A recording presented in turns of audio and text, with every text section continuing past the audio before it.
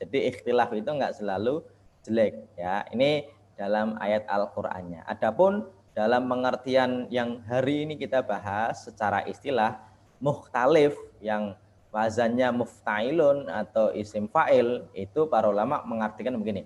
Al hadisul ladzi aradahu zahiron mislahu. Hadis yang berbeda secara zohir dengan semisalnya. Kata-kata zohir ini nanti jadi kata kunci Ustaz Safri. Secara zohir sih berbeda, tapi secara batinnya itu enggak berbeda. Secara lahiriah yang kasat mata sih berbeda, tapi sebenarnya tidak berbeda. Atau mukhtalaf, kalau tadi mukhtalif, kalau mukhtalaf itu ayat tiya hadisani mutadodani fil makna zohiron, yaitu ketika ada dua hadis yang bertentangan. Nah ini nanti ada istilah tadod, tapi mirip dengan ikhtilaf, tapi dia lebih spesifik. Karena berbeda itu enggak selalu bertentangan ya. Ini yang disampaikan oleh para ulama. Kemudian saya akan lanjutkan. Kalau kita bicara mengenai ikhtilaful hadis, tadi saya sudah sampaikan, yaitu ketika ada dua hadis. Kita ngomongin tentang hadis loh ya. Yang mana secara zohir, secara kasat mata itu berbeda. Oke ya. Dan para ulama biasanya membahas mukhtalaful hadis itu ketika sama-sama hadisnya sahih. Ya. Tapi kalau yang satu dhaif dan disepakati kedhaifannya, dan yang satu sahih disepakati kesahihannya, ya sudah, berarti ambil yang sahih, yang dhaif tidak usah diambil karena bertentangan dengan yang sahih. Oke ya. Meskipun nanti dalam bab sahih dhaif itu ada hadis yang belum disepakati kedhaifannya, ada yang belum disepakati kesahihannya. Jadi mukhtalaful hadis itu ketika ada dua hadis yang disepakati sama-sama sahih, tapi secara zahir kok berbeda. Ini namanya mukhtalaful hadis. Meskipun ada satu istilah yang mirip, yang mana para ulama juga kadang-kadang memakainya, yaitu muskilul hadis. Kata muskil itu sebenarnya sudah hampir-hampir menjadi bahasa kita. Ini muskil banget nih gitu ya. Ini hampir menjadi bahasa kita. Tapi muskil ini para ulama menyebutkan dia lebih umum daripada sekedar ikhtilaf. Kalau ikhtilaf itu beda, tapi kalau muskil itu susah. Susah difahami, susah dimengerti, atau bahasa lainnya itu al hadisul ladzi lam yazhar al muradu minhu li mu'aradatihi ma'a dalilin akhar sahih. Suatu hadis yang tidak mudah difahami karena bertentangan dengan dalil lain yang lebih yang sama-sama sahih, bukan yang lebih sahih, yang sama-sama sahih. Makanya persamaan dan perbedaannya apa? Perbedaan dan persamaannya apa antara muskil dan mukhtalaf? Kalau muskil dan mukhtalaf itu sama-sama memang hadisnya itu tidak mudah difahami begitu saja karena zohirnya itu bertentangan dengan sesuatu yang lain. Itu persamaannya. Tapi kalau perbedaannya sebenarnya begini, mukhtalaf itu karena bertentangan ya. Kalau muskil karena susah difahami. Itu enggak selalu gara-gara bertentangan. Maka setiap mukhtalaf itu muskil, tapi tidak semua muskil itu gara-gara mukhtalaf. Semoga bisa difahami ya. Muskil itu susah, mukhtalaf itu beda. Sesuatu yang beda itu biasanya menjadikan susah difahami ya. Tapi kalau yang susah difahami atau muskil itu alasannya tidak selalu gara-gara mukhtalaf ya. Iskal itu kadang-kadang bertentangan antara zahir ayat dengan hadis. Itu juga nanti masuk dalam bab muskil al-hadis. Atau kadang-kadang di antara dua hadis yang secara zahir bertentangan, atau bertentangan dengan ijma, atau bertentangan dengan qiyas dan lain sebagainya. Ini pengertiannya. Oke, saya akan lanjutkan.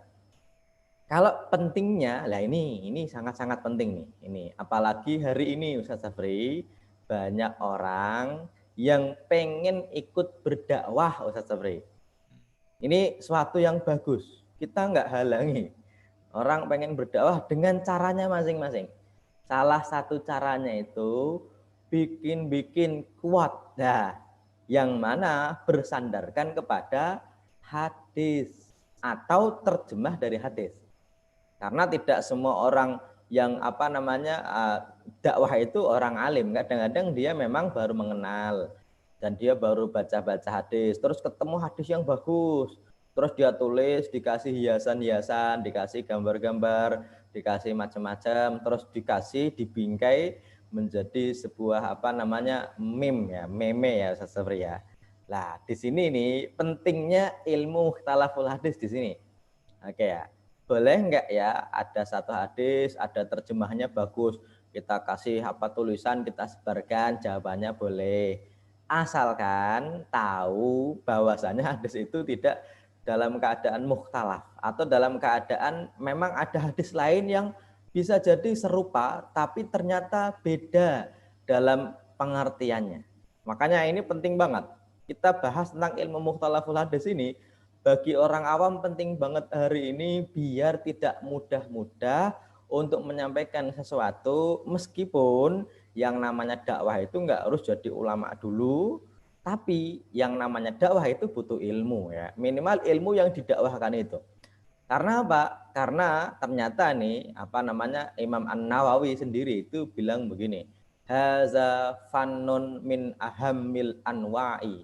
Ini fan ini nih apa namanya artinya ini ya, cabang ilmu ini itu min ahamil anwa'i, dari yang paling penting, wayat toru, dan harus pasti, ila ma'rifati, butuh kepada mengetahuinya, jami'ul ulama minat tawaif, semua ulama dari setiap golongan itu harus tahu ya.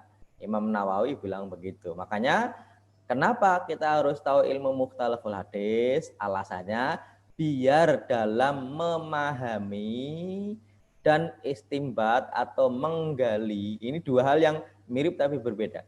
Karena menggali itu pasti paham, tapi kalau memahami belum tentu menggali. Ya, ini biar dengan pemahaman yang benar, dan pemahaman yang benar itu sendiri itu sebagian dari agama. Dan agama itu enggak cuma dalilnya doang, tapi pemahaman terhadap dalil itu juga penting ya. Ini yang harusnya difahami. Jangan sampai keliru, meskipun yang namanya dakwah kita baca hadis itu tak masalah, tapi memang ya nanti ada beberapa hadis yang secara zuhir itu kok tampak bertentangan. Oke. Kemudian yang selanjutnya, jika hadisnya sama-sama sahih, mungkinkah bertentangan satu dengan yang lainnya? Oke, ini sebuah pertanyaan. Karena tadi kita baru ngomong, ketika ada dua hadis yang sama-sama sahih bertentangan, kalau yang satu sahih, yang satu dhaif, dan yang mana disepakati kesahihannya atau disepakati kedhaifannya, ya berarti sahih dipakai, dhaif tidak dipakai. Tapi ini jadi pertanyaan begini, kalau sama-sama sahih hadisnya, emang mungkin bertentangan satu dengan yang lainnya? Ibnu Huzaimah itu sampai bilang begini, Ibnu Huzaimah itu salah seorang ulama apa namanya besar juga, meninggal tahun 311 begini. La a'rifu, saya tidak tahu hadis ini mutadadaini. Saya itu tidak tahu kalau ada dua hadis yang bertentangan. Famangkana indahu, kalau ada kok dia bilang hadis bertentangan, falyatini bihi, datang kepada saya liu alifa bainahuma, kemudian saya gabungkan di antara dua hadis itu kalau memang bertentangan. Ya, ini menurut Ibnu Huzaimah ya. Kemudian yang selanjutnya kata apa namanya para ulama gini, sebenarnya kalau ikhtilaf yang hakiki itu tidak mungkin. Ya, apa itu ikhtilaf hakiki? Ikhtilaf hakiki itu ini. Dua atadot atam, yaitu berbeda yang sempurna. Baina hujjata ini di antara dua hujjah, dua dalil mutasawiyata ini yang sama dalalatan secara dalil yang menunjukkan, wal subutan dan validitasnya, wa adadan dan jumlahnya, wa muttahidataini zamanan wa mahalan, dan satu zaman satu tempat ya. Ini wa hadza la yumkinu wuquhu fil ahadits nabawiyah. Ini enggak mungkin terjadi di dalam hadis-hadis nabawi. Ini yang disebut dengan ikhtilaf yang hakiki. Perbedaan yang hakiki, tidak mungkin loh ada dua hadis yang sama-sama sahih yang menjadi dalil itu kok beda dalalah apa namanya sesuatu yang menunjukkan, kemudian validitasnya itu kok sama-sama satu waktu satu zaman kok beda, itu nggak mungkin ya, nggak mungkin.